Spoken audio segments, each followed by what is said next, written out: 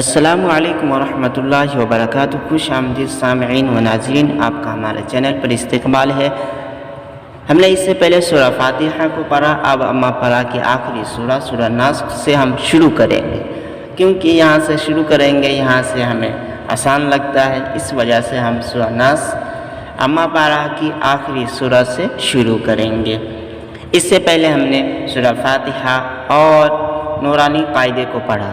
اگر آپ نے نہیں پڑھا ہے تو آپ جا کر سب سے پہلے نورانی قاعدے کو پڑھ لیں۔ اس کا کورس صرف 30 دن کا ہے۔ 30 دن کے اندر آپ انشاءاللہ کلام پاک صحیح سے پڑھنے لگ جائیں گے اور اس کے قواعد کو جان لیں گے۔ چلیے شروع کرتے ہیں۔ اعوذ باللہ من الشیطان الرجیم، بسم اللہ الرحمن الرحیم۔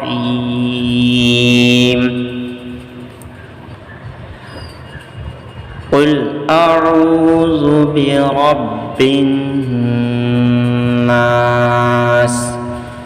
ملک الناس، الہ الناس،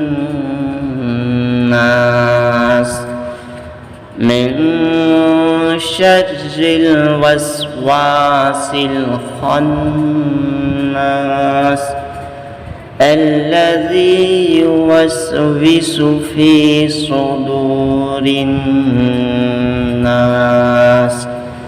من الجنة